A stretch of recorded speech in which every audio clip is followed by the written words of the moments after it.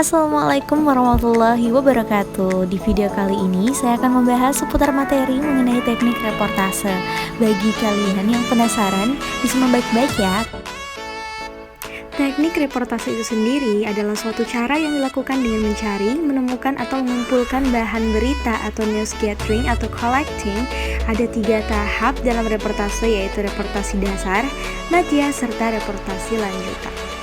Seorang reporter dalam menjalankan tugasnya, terutama dalam melakukan reportase berita, yang menggunakan teknik sebagai berikut. Yang pertama dinamakan sebagai observasi, yang dimana teknik ini terjun langsung ke lokasi peristiwa dengan tujuan reporter dapat melihat langsung kejadian atau peristiwa yang sedang terjadi, sehingga berita yang disampaikan tersebut nyata dan konkret.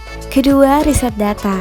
Melalui kegiatan riset data, seorang reporter dapat melihat arsip, data serta fakta yang peristiwa yang sedang terjadi, sehingga hal tersebut akan menjadi sumber utama dalam memberikan dan menyampaikan berita yang lebih akurat.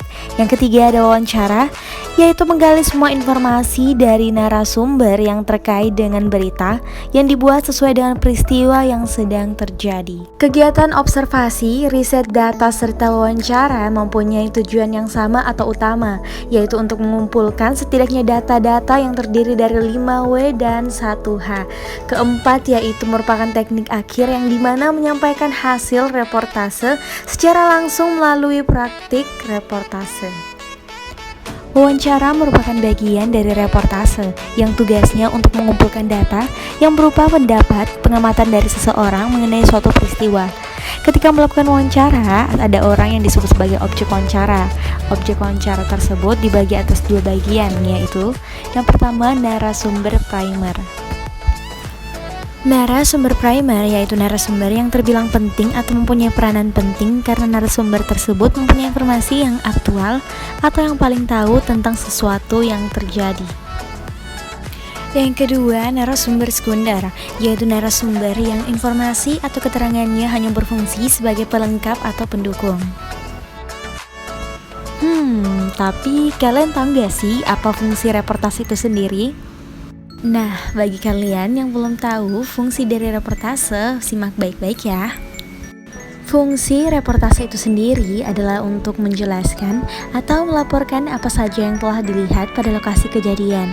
Sedangkan berita adalah menimbulkan fakta yang ada atau menginformasi fakta yang timbul akibat adanya suatu peristiwa atau kejadian serta pendapat. Dapat diketahui bahwa reportase memiliki peranan atau fungsi yang sangat luas. Selain bisa menginformasi, reportase juga menjelaskan, sedangkan pada berita hanya menginformasi pada fakta saja. Reportase adalah istilah yang digunakan untuk kegiatan meliputi berita dari narasumber kemudian ditulis dalam naskah berita atau dilaporkan kepada pemirsa. Itulah tadi penjelasan seputar teknik reportase. Terima kasih dan wassalamualaikum warahmatullahi wabarakatuh.